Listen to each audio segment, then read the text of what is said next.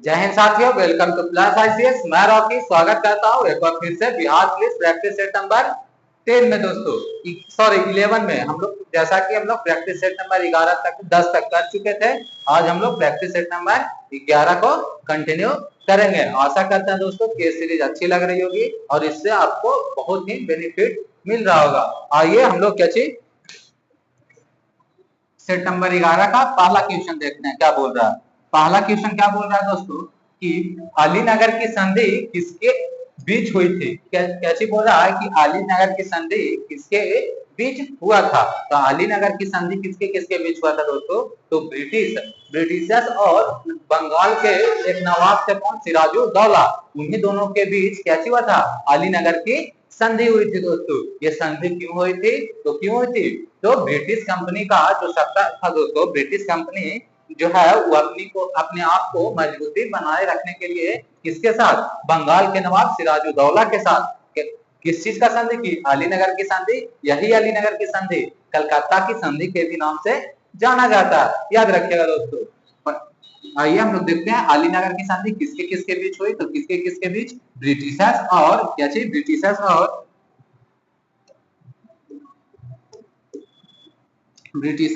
किसके किसके बीच दोस्तों, तो सिराजुद्दौला के बीच में। याद रखिएगा यही अलीनगर की संधि, इसे क्या चीज, कलकत्ता की संधि के भी नाम से जानते हैं। याद रखिएगा कलकत्ता की संधि। ये हुआ कब था दोस्तों, अलीनगर की संधि का 9 फरवरी 1757 को। याद रखिएगा 9 फरवरी 1757 को अलीनगर की संधि हुई। किसके किसके बीच हुए दोस्तों, तो ब्रिटिशर्स और सिराजुद्दौला। सिराजुद्दौला कौन था, तो बंगाल का नवाब, और ब्रिटिशर्स के तरफ से कौन था दोस्तों, रॉबर्ट क्लाइव था। याद रखिएगा कौन था, रॉबर्ट क्लाइव और सिराजुद्दौला के बीच में अलीनगर की संधि हुई। याद रखिएगा दोस्तों। आइए दोस्तों क्या चीज हम लोग समझते हैं, जब सिराजुद्दौला के बारे में हम लोग पढ़ते हैं कुछ क्या चीज, इनसे जुड़े कुछ पॉइंट को देखते हैं। इंपॉर्टेंट क्या चीज है पॉइंट, क्या चीज कि इनके समय में ही दोस्तों 20 जून 1756 को, क्या चीज 20 जून 1756 को ये बंगाल के नवाब थे दोस्तों, और 20 जून 1756 का काल कोठरी की त्रासदी। याद रखिएगा क्या चीज, काल कोठरी की त्रासदी, काल कोठरी की त्रासदी दोस्तों।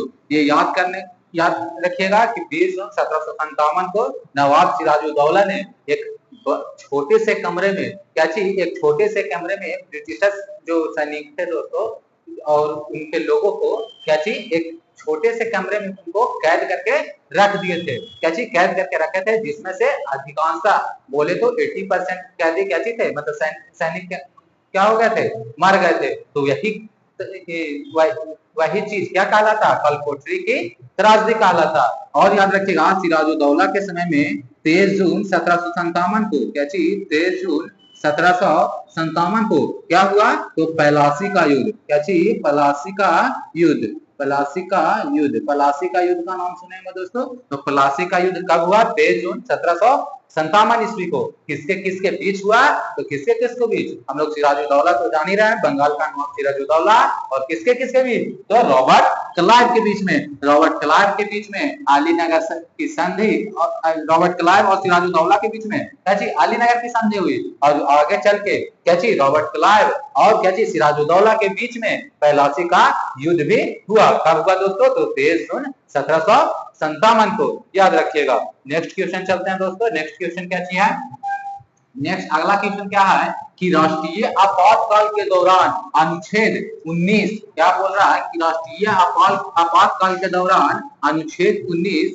किस अनुच्छेद के तहत निलंबित कर दिए जाते हैं दोस्तों। तो याद रखिएगा कि जब इमरजेंसी लागू होता है दोस्तों, आपातकाल लागू होता है, क्या चीज, जब राष्ट्रीय आपातकाल लागू होता है दोस्तों, उस समय क्या चीज, अनुच्छेद 19 में हम लोग क्या पढ़े हैं, बोलने का अधिकार है दोस्तों, प्रेस की स्वतंत्रता, सभा या समूह बनाने की स्वतंत्रता, क्या चीज, सभा या समूह बनाने की, घूमने जाने की स्वतंत्रता दोस्तों, कहीं भारत में घूम सकते हैं हम लोग, कहीं भी भारत में हम लोग निवास कर सकते हैं, कहीं भी भारत में हम लोग क्या चीज, रोजगार अर्पण कर सकते हैं दोस्तों। ये सब कितना आर्टिकल 19 में हम लोग पढ़े हैं। और वही आर्टिकल 19 जब इमरजेंसी लागू होता है दोस्तों, आपातकाल लागू होता है, तो क्या चीज हो जाता है, वो निलंबित हो जाता है। और ये कौन सा अनुच्छेद के तहत निलंबित होता है, यही पूछ रहा है। तो कौन सा अनुच्छेद के तहत, तो आर्टिकल 358 के तहत, आर्टिकल 358 के तहत ही दोस्तों अनुच्छेद 19 को निलंबित कर दिया जाता है। कब कर दिया जाता है, तो राष्ट्रीय आपातकाल के दौरान कर दिया जाता है, याद रखिएगा। और एक चीज याद रखिएगा दोस्तों, आर्टिकल 358 तो हम लोग देखेंगे अनुच्छेद 19 को निलंबित करता, तो याद रखिएगा आर्टिकल अनुच्छेद, याद रखिएगा अनुच्छेद कितना, अनुच्छेद 359 दोस्तों। अनुच्छेद 359 में क्या है कि आपातकाल के दौरान सभी मौलिक अधिकार तो निलंबित किए जाएंगे, लेकिन उसमें दो मौलिक अधिकार, आर्टिकल 20 और आर्टिकल क्या चीज, आर्टिकल 20 और आर्टिकल, याद रखिएगा आर्टिकल 20 और आर्टिकल 21, ये दोनों को निलंबित नहीं किया जाएगा। कब, राष्ट्रीय आपातकाल के दौरान। किस आर्टिकल के तहत, तो किस आर्टिकल के तहत, आर्टिकल 359 के तहत। आर्टिकल 20 और आर्टिकल 20 को निलंबित नहीं किया जाएगा, याद रखिएगा दोस्तों इसको।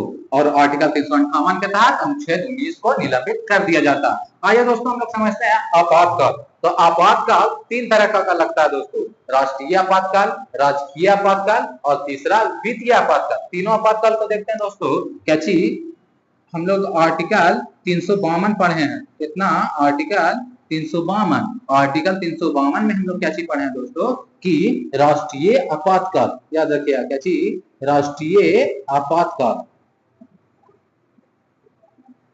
राष्ट्रीय आपातकाल कितना आर्टिकल के तहत लगता है, आर्टिकल 352 के तहत, याद रखिएगा। और आर्टिकल 356, आर्टिकल 356 राष्ट्रपति शासन जिसको बोलते हैं दोस्तों, क्या चीज, राष्ट्रपति शासन, याद रखिएगा राष्ट्रपति शासन। ये कब लगता है दोस्तों, राष्ट्रीय आपातकाल कब लगता है, कब लगता है राष्ट्रीय आपातकाल, जब बाहरी आक्रमण हो जाए, जब अशांति की माहौल हो जाए दोस्तों। क्या चीज, जब बाहरी आक्रमण, बाह्य आक्रमण के समय क्या लगता है, राष्ट्रीय आपातकाल है। जैसे हमें दूसरे देश से लड़ाई हो जाए या युद्ध छिड़ जाए, तो कब उस कंडीशन में क्या लगेगा, राष्ट्रीय आपातकाल लगता है। और याद रखिएगा आर्टिकल 356 में राष्ट्रपति शासन, राष्ट्रपति शासन बोले तो दोस्तों, जब भी कोई राज्य का विधानसभा जो होता है दोस्तों, जब भी कोई राज्य का वहां का सरकार गिर जाए, सरकार गिर जाने का मतलब क्या चीज, वहां अविश्वास प्रस्ताव पारित हो जाए, चाहे वहां का जो मुख्यमंत्री है दोस्तों वो किसी कंडीशन में हट जाए, अपना पद से रिक्त हो जाए, तो उस कंडीशन में उस राज्य में क्या चीज, राष्ट्रपति शासन लगता है, याद रखिएगा। और आर्टिकल 356, आर्टिकल 360, अब आर्टिकल 360 में हम लोग क्या चीज, वित्तीय आपात पढ़ेंगे दोस्तों। क्या चीज, वित्तीय आपात। कौन सा आपात, तो वित्तीय आपात, वित्तीय आपात। ये पैसा से रिलेटेड है दोस्तों, याद रखिएगा। क्या चीज से, ये जब देश कर्ज में डूबने लगता है तो वित्तीय आपातकाल लागू किया जाता है। अभी तक ये लागू नहीं हुआ, याद रखिएगा, ये अभी तक लागू नहीं हुआ। और आर्टिकल 356 जो राष्ट्रपति शासन है, ये कई बार लागू हुआ है। सबसे पहला पूछ दे कि सबसे पहला बार कहाँ लागू हुआ था, पहला बार तो पंजाब राज्य में, याद रखिएगा कहाँ, तो सबसे पहला बार कहाँ लागू हुआ था, पंजाब में। और अगर पूछ दे आर्टिकल 352 जो राष्ट्रीय आपातकाल है, ये कितने बार लगा दोस्तों, तो 3 बार लगा, याद रखिएगा। कब 3 बार, कब लगा, 1961 में लगा दोस्तों, 1971 में लगा, और 1962 में, 1971 में और 1975 में। ये 3 बार क्या चीज लगा, राष्ट्रीय आपातकाल लगा है दोस्तों, याद रखिएगा। और हम लोग आर्टिकल 356 को देख लिए। आर्टिकल 361, आर्टिकल 361 में क्या हो रहा है दोस्तों, क्या चीज कहा गया है कि अगर राष्ट्रपति और किसी राज्य का राज्यपाल, अगर राष्ट्रपति और किसी राज्य का राज्यपाल अगर वो अपने पद पर कार्यरत हैं, तो उन पे कोई भी कानूनी कार्रवाई नहीं होगा, याद रखिएगा। क्या चीज बोल रहा है आर्टिकल 361 में, क्या कहा गया कि राष्ट्रपति, याद रखिएगा, राष्ट्रपति और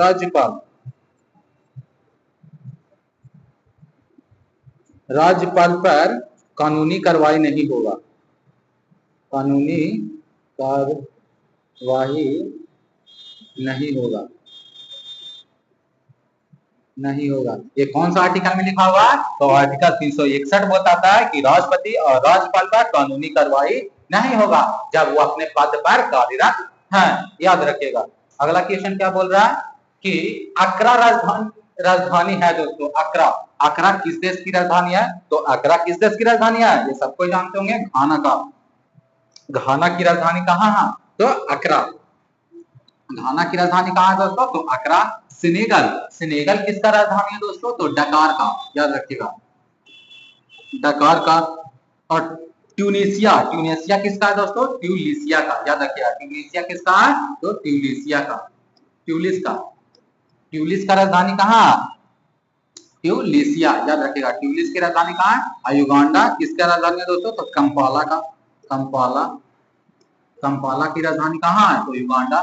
याद रखिएगा, ट्यूलिस, ट्यूलिस, ट्यूनिसिया का, सेनेगल, डकार, घाना, अकरा, चारों याद रखिएगा दोस्तों। नेक्स्ट क्वेश्चन चलते हैं।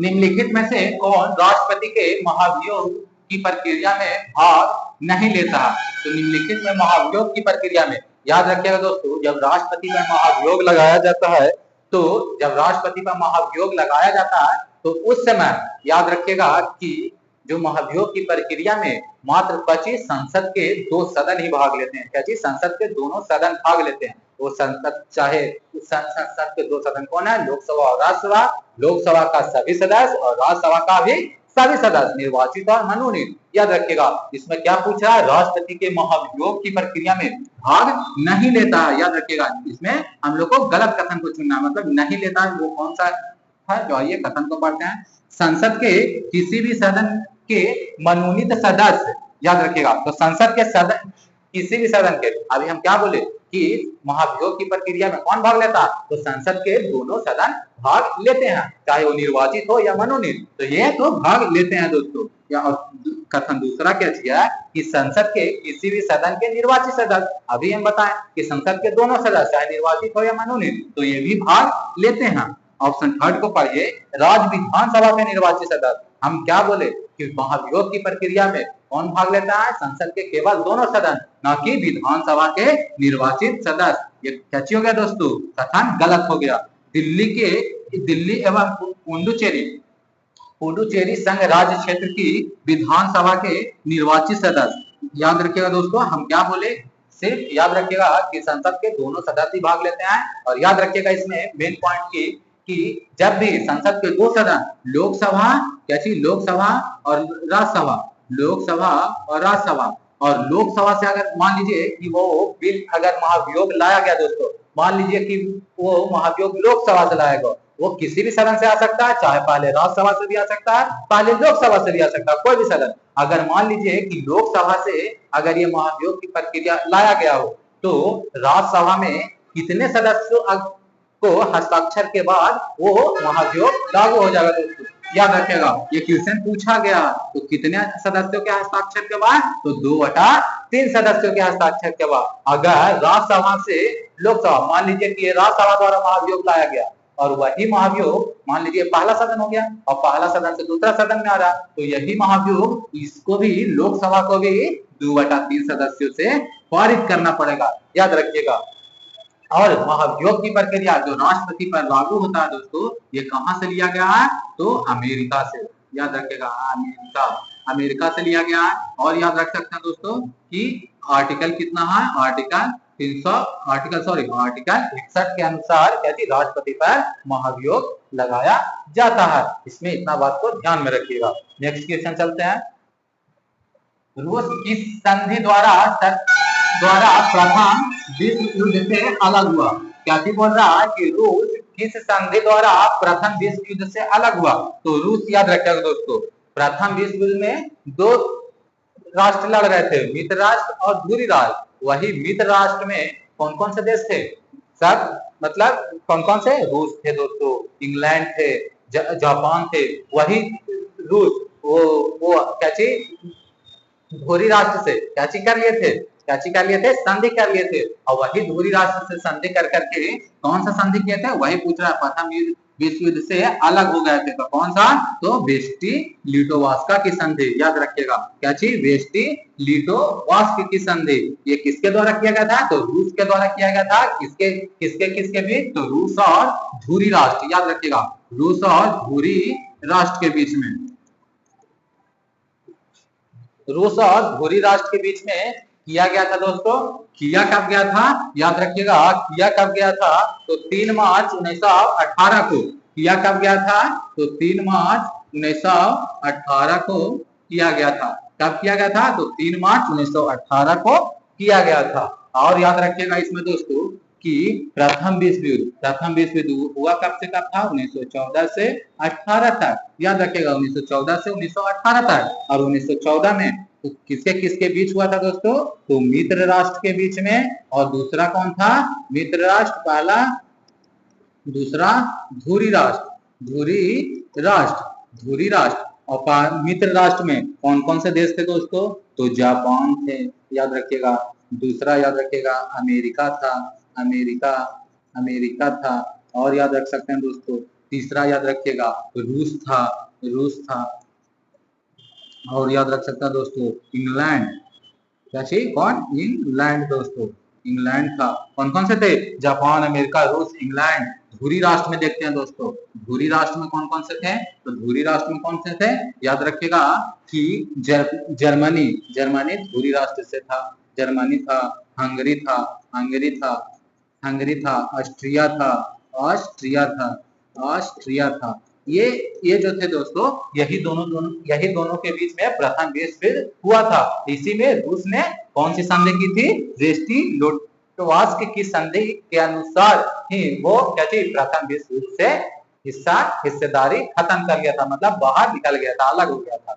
अगला क्वेश्चन क्या बोल रहा है दोस्तों कि कौशाम्बी किस महाजनपद की राजधानी है। तो याद रखेगा कि अब जैसा कि आप लोग जानते भी होंगे कि महाजनपद, कितना महाजनपद है दोस्तों, तो 16 महाजनपद है। कितना, 16 महाजनपद है दोस्तों, 16 महाजनपद। और ये 16 महाजनपद की जानकारी हमें कहां से मिलती है, ये 16 महाजनपद की जानकारी हमें कहां से मिलती है दोस्तों, तो बौद्ध धर्म के अंगुतर निकाय से, याद रखिएगा बौद्ध धर्म के अंगुतर निकाय से मिलती है।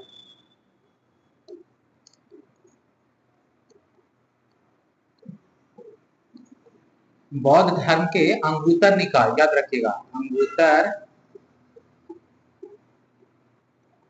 अंगुतर निकाय। और जैन धर्म के, याद रखिएगा जैन धर्म के कची, याद रखिएगा कि बौद्ध धर्म के अंगुतर निकाय और जैन धर्म के भगवती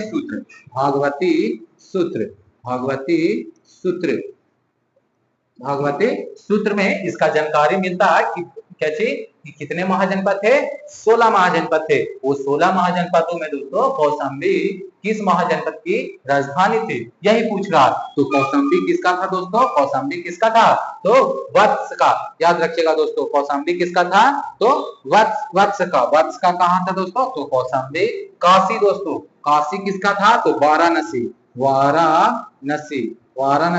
जो बगल में ही है दोस्तों, वाराणसी के बगल में क्या चीज है, काशी। तो वाराणसी की राजधानी कहाँ थी, तो काशी थी दोस्तों, याद रखिएगा।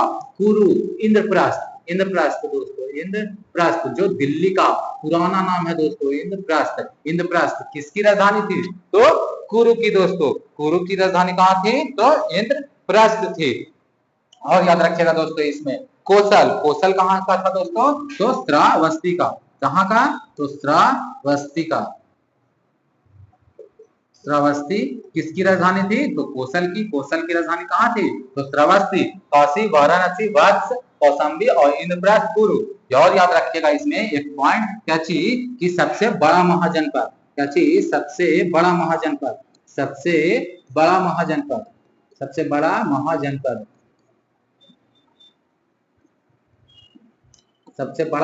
कौन सा था दोस्तों, तो मगध, याद रखिएगा सबसे बड़ा महाजनपद कौन सा, तो मगध दोस्तों, याद रखिएगा सबसे बड़ा महाजनपद कौन, तो मगध की राजधानी कहाँ थी दोस्तों, तो स्टार्टिंग में राजगिरी थी, फिर उसे क्या चीज, पटना कर दिया गया था दोस्तों, पाटलिपुत्र जिसको पहले बोलते थे, अभी वर्तमान में उसे पटना बोला जाता है। नेक्स्ट क्वेश्चन चलते हैं।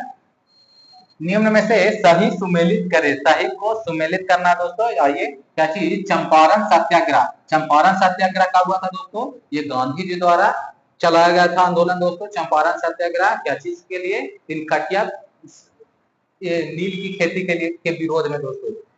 याद रखिएगा कब हुआ था? तो 17 अप्रैल। कब हुआ था? 17 अप्रैल 1917 को। याद रखिएगा कब? तो 17 अप्रैल 1917 को। कब हुआ था चंपारण सत्याग्रह? तो 17 अप्रैल 1917 को अहमदाबाद मिल मिल हड़ताल दोस्तों। ये मार्च मार्च 1918 को हुआ था। कब? मार्च 1918 को।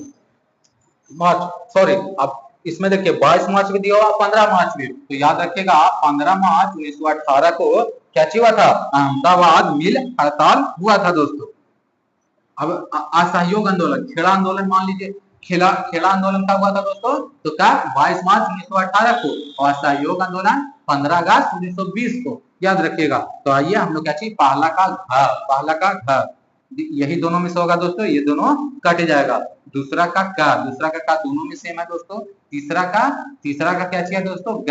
ऑप्शन फर्स्ट क्या चाहिए हो जाएगा? सही हो जाएगा दोस्तों। याद रखिएगा। नेक्स्ट क्वेश्चन चलते हैं। नेक्स्ट क्वेश्चन क्या है? अनिमेष लोचन चैतन्य तीर्थ बिहारी बिहार के किस जिले में स्थित है दोस्तों? तो अनिमेष लोचन, याद रखिएगा, जो अनिमेष लोचन चैतन्य तीर्थ बिहार है दोस्तों, ये जो तीर्थ स्थल है ये कहाँ है? तो कहाँ? बिहार के गया जिला के बोध गया में दोस्तों। क्या चीज? बिहार के गया जिला में कहाँ? गया जिला के बोध गया में। कहाँ? बोध गया में। ये कौन सा स्थल कहलाता है दोस्तों? बोध गया, जहां बुद्ध भगवान के ज्ञान की प्राप्ति हुई थी। तो ये अनिमेष लोचन चैतन्य जो तीर्थ विहार है जो दोस्तों स्थल है, ये उस स्थल को कहा जाता है जहां पे ज्ञान बुद्ध भगवान की ज्ञान की प्राप्ति होने के 2 सप्ताह बाद दोस्तों इन्होंने पीपल के वृक्ष को देखते हुए क्या किए थे? लगातार 1 हफ्ता तक क्या किए थे? तो क्या मेडिटेशन के रूप में क्या मेडिटेशन किए थे। उसी जगह को क्या बोला जाता है? अनिमेष लोचन चैतन्य बिहार बोला जाता है। तीर्थ बिहार के नाम से जाना जाता है। ये है कहाँ दोस्तों? तो गया के बोध गया में। याद रखिएगा। नेक्स्ट क्वेश्चन चलते हैं। क्या बोल रहा है कि तूतीकोरम बंदरगाह भारत के किस राज्य में है? तो याद रखिएगा, हम लोग कई बार देख चुके हैं दोस्तों कि भारत में 13 प्रमुख बड़े बंदरगाह, और यहीं से क्वेश्चन बनेंगे भी दोस्तों 13 प्रमुख बड़े बंदरगाहों से। तो आइए हम लोग देखते हैं तूतीकोरम कहाँ है दोस्तों? तो तमिलनाडु में। तूतीकोरम कहाँ है? तमिलनाडु में। याद रखिएगा। इसका सही आंसर कौन सा हो जाएगा? एक वाला दोस्तों। और हम लोग देखते हैं दोस्तों कांडला कहाँ हो जाएगा? तो गुजरात में। कांडला कहाँ हो जाएगा? गुजरात में हो जाएगा दोस्तों। मुंबई हो जाएगा। नहावा सेवा जिसको जवाहरलाल नेहरू बंदरगाह भी बोलते हैं दोस्तों, ये दोनों कहाँ हो जाएगा? तो मुंबई में दोस्तों। याद रखिएगा कहाँ? तो मुंबई में। गुजरात में कौन सा हो जाएगा? कांडला हो जाएगा दोस्तों। गोवा, जहाँ गोवा में ही क्या चाहिए दोस्तों? मामर गोवा बंदरगाह दोस्तों। मामर गोवा बंदरगाह कहाँ है? तो गोवा में। याद रखिएगा कहाँ है? तो गोवा में। मामर गोवा बंदरगाह कहाँ है? तो गोवा में दोस्तों। मैंगलोर कहाँ है? तो कर्नाटक में। मैंगलोर कहाँ है? तो कर्नाटक में। कोचीन कहाँ है? तो केरल में। याद रखिएगा कोचीन कहाँ है? तो केरल में। तूतीकोरम कहाँ है? तो तमिलनाडु में। तमिल में। अभी हम लोग ही देखे दोस्तों तमिलनाडु में। चेन्नई कहाँ है? तो ये भी कहाँ? तो ये भी तमिलनाडु में ही है दोस्तों। चेन्नई भी। विशाखापट्टनम बंदरगाह कहाँ है दोस्तों? तो आंध्र प्रदेश में। याद रखिएगा आंध्र प्रदेश में। पारादीप कहाँ है दोस्तों? पारादीप कहाँ है दोस्तों? तो उड़ीसा में है दोस्तों। याद रखिएगा पारादीप कहाँ है? तो उड़ीसा में है। उड़ीसा में कौन सा? तो पारादीप बंदरगाह। कोलकाता में हल्दिया बंदरगाह। और एक यहाँ याद रखिएगा दोस्तों पोर्ट ब्लेयर, जो अंडमान निकोबार में स्थित है। ये 13 बड़े बंदरगाहों का नाम याद रखिएगा दोस्तों। और ये कहाँ कहाँ है वो भी याद करना। याद रखिएगा। नेक्स्ट क्वेश्चन चलते हैं। क्या बोल रहा है? नर्मदा नदी का उद्गम कहाँ से हुआ था? तो नर्मदा नदी का उद्गम कहाँ से होता है दोस्तों? तो अमरकंटक की पहाड़ी से। याद रखिएगा दोस्तों कि नर्मदा नदी का उद्गम स्थल कहाँ है? तो अमरकंटक की पहाड़ी से। अमरकंटक की पहाड़ी से ही दोस्तों एक और नदी निकलती है। कौन सी नदी? तो सोन नदी। याद रखिएगा कि सोन नदी कहाँ से निकलती है? तो अमरकंटक की नदी से ही दोस्तों। याद रखिएगा अमरकंटक नदी से ही कौन सा नदी पहाड़ी से ही कौन सा नदी निकलता? और एक नदी तो सोन नदी। याद रखिएगा सोन नदी। और हम लोग जान सकते हैं दोस्तों नर्मदा नदी के बारे में कि नर्मदा नदी ये किधर से किधर बहती है दोस्तों? ये अमरकंटक की पहाड़ी से निकलकर ये अरब सागर में जा करके डेल्टा ना बना करके क्या चीज बनाती है? एस्चुरी बनाती है। क्वेश्चन कभी कभी ऐसा भी पूछता है दोस्तों कि नर्मदा एवं ताप्ती, नर्मदा एवं ताप्ती दो नदी है दोस्तों, नर्मदा एवं ताप्ती दो नदी है जो क्या चीज? नर्मदा और ताप्ती ये दो नदी ऐसा है दोस्तों जो क्या चीज करता है? जो कहाँ जाके गिरता है? अरब सागर में गिरता है दोस्तों। कहाँ? तो अरब सागर में। और इसके अलावा भी नर्मदा एवं ताप्ती के अलावा भी ऐसे ज्यादातर पूछे जाते हैं यही नर्मदा एवं ताप्ती कौन की मतलब ये कहाँ जाकर के ये गिरती है दोस्तों? तो कहाँ? अरब सागर में। और इसके साथ साथ याद रखिएगा साबरमती नदी, साबरमती नदी, साबरमती, माही याद रखिएगा माही नदी, माही नदी ये सब कहाँ गिरती है? तो अरब सागर में ही जाकर के गिरती है दोस्तों। याद रखिएगा। और हम लोग इसमें जान सकते हैं कि नर्मदा नदी पर एक स्थित धुआंधार जलप्रपात है दोस्तों। धुआंधार जलप्रपात किस नदी पर बना हुआ? धुआंधार जलप्रपात, धुआंधार जलप्रपात, धुआंधार जलप्रपात किस नदी पर है? तो नर्मदा नदी पर ही बनाया गया है। याद रखिएगा। नेक्स्ट क्वेश्चन चलते हैं। क्या बोल रहा है कि रथ पैगोड़ा का निर्माण किस वंश के शासक ने करवाया था? तो रथ पैगोड़ा का निर्माण किस वंश के शासक ने करवाया था दोस्तों? याद रखिएगा कि पल्लव वंश के शासक। पल्लव वंश के शासक कौन थे? नरसिंह वर्मन प्रथम। नरसिंह वर्मन प्रथम द्वारा क्या चीज? रथ पैगोड़ा मंदिर कहाँ? महाबलीपुरम में। कहाँ करवाया गया था? महाबलीपुरम में। महाबलीपुरम में क्या चीज? रथ पैगोड़ा मंदिर का निर्माण करवाया गया था। किसके द्वारा? तो नरसिंह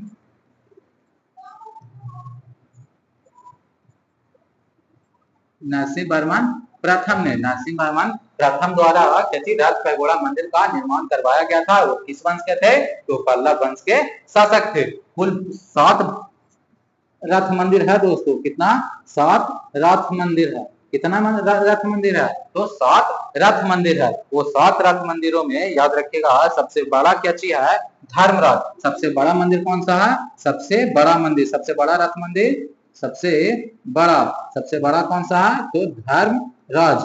धर्मराज जो है जो क्या चीज? सबसे बड़ा है। याद रखिएगा दोस्तों। और छोटा कौन सा है? तो द्रौपदी। सबसे छोटा याद रखिएगा छोटा द्रौपदी।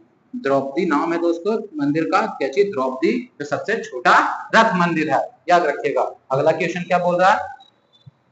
भारतीय संविधान का कौन सा भाग पंचायत से संबंधित है दोस्तों? भाग दोस्तों जैसा कि हम लोग जानते हैं कि कुल कितने भाग है दोस्तों? तो ऐसे तो अगर पूछे तो 22 भाग, लेकिन उसमें कुछ संशोधन करके किए गए हैं। तो कुल कितने भाग हो गए? अभी 25 भाग हो गए। हम लोग इसके बारे में डिटेल वीडियो में भी पढ़े हैं दोस्तों। इसके लिए अगर देखना चाहते हैं तो प्लेलिस्ट में जाकर के देख सकते हैं। और ये हम लोग क्या चीज देखते हैं दोस्तों? पंचायत किस भाग में जोड़ा गया? तो पंचायत किस भाग में जोड़ा गया? भाग 9 में। भाग 9 में कब जोड़ा गया दोस्तों पंचायत को? कब? 73वां संविधान संशोधन। याद रखिएगा दोस्तों 1992 में। 1992 में याद रखिएगा कि 73वां संविधान संशोधन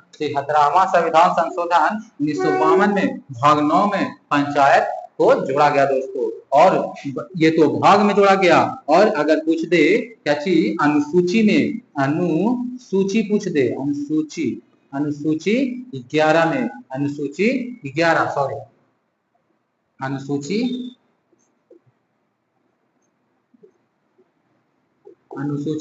11 में जोड़ा गया दोस्तों। कितना? तो 73वां संविधान संशोधन 1952 में हुआ। उस समय पंचायती राज को जोड़ा गया कब?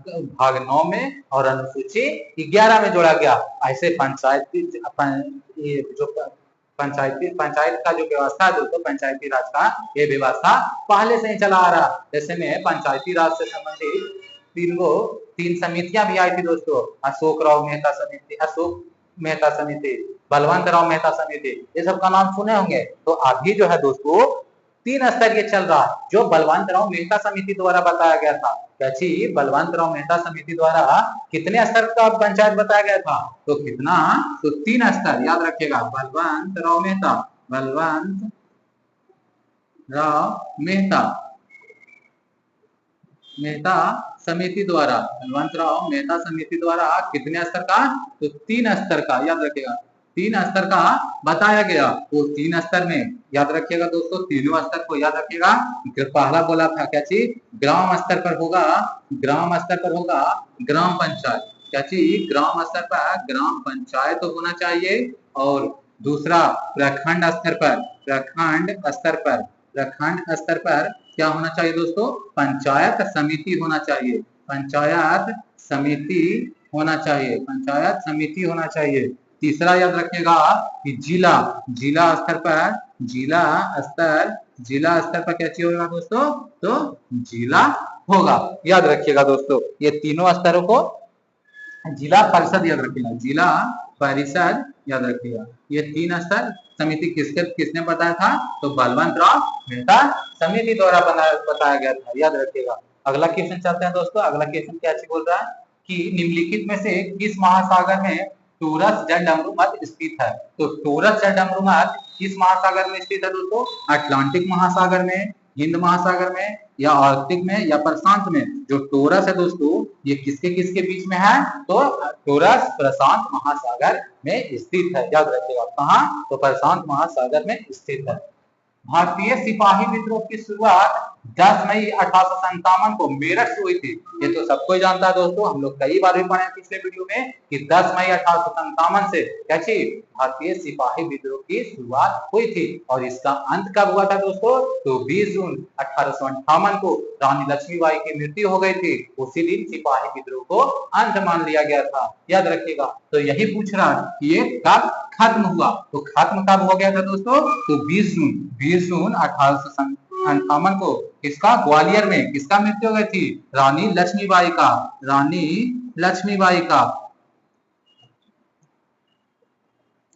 लक्ष्मीबाई का निधन हो गया, सॉरी रानी लक्ष्मीबाई का मृत्यु हो गया था दोस्तों, याद रखिएगा। मृत्यु हो जाने के कारण ही वो कहाँ हुआ था, ग्वालियर में। ये सिपाही विद्रोह को अंत मान लिया गया, याद रखिएगा। अगला क्वेश्चन देखते हैं दोस्तों। अगला क्वेश्चन क्या बोल रहा है।